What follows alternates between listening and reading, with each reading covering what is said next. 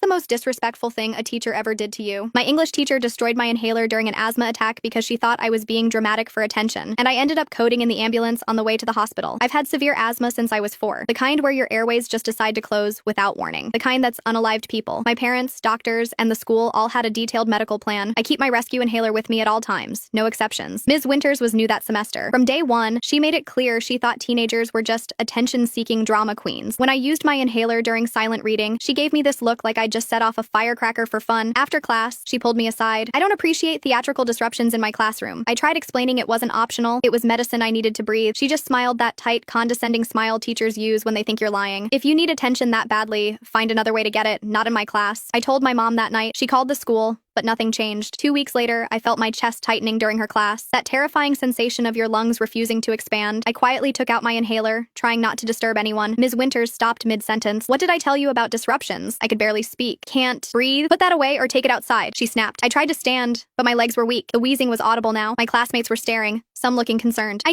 gasped. My inhaler. She marched over, face tight with anger. This attention-seeking behavior ends now. And then she did something I still have nightmares about. She snatched the inhaler from my trembling hands. You can have this back when you learn to control yourself, she said, dropping it into her desk drawer. I tried to stand, to get to her desk, but collapsed back into my chair. Black spots danced in my vision. Someone shouted that my lips were turning blue. She's faking, Ms. Winters insisted, even as I slid from my chair onto the floor. My friend Jenna ran for the nurse while 2 classmates tried to help me. Ms. Winters just stood there, arms crossed, telling everyone to return to their seats, that I was manipulating them. By the time the nurse arrived, I couldn't speak, couldn't breathe, couldn't even cry. The nurse took one look and called 911, frantically searching my backpack for my spare inhaler. Where's her rescue inhaler? She demanded. Someone pointed to Ms. Winters' desk. The nurse yanked open the drawer, but it was too late. The inhaler had been crushed, deliberately stepped on, the medication canister punctured, and useless. I don't remember much after that. I woke up in the ICU with a tube down my throat. My parents were there, my mom's eyes swollen from crying, my dad looking like he'd aged 10 years overnight. The doctor later told them my heart had stopped for nearly 2 minutes in the ambulance if they'd gotten medication to her even 5 minutes earlier. My parents didn't wait. They filed criminal charges against Ms. Winters for child endangerment. They sued the school district. They contacted every news outlet that would listen. The security footage showed everything. Her taking my inhaler, her ignoring my distress, and most damning, the moment she deliberately crushed my medication under her heel while students begged her to help me. She was fired, lost her teaching license, and eventually pled guilty. The school district settled for enough money to cover my hospital bills, therapy, and college tuition, but no amount of money fixes the trauma. I still have panic attacks when I feel short of breath. I'm terrified of authority figures, and I'll never forget what it felt like to literally be dying while an adult who was supposed to protect me watched and called me a liar. The most disrespectful thing wasn't just taking my inhaler, it was deciding her ego was worth more than my life.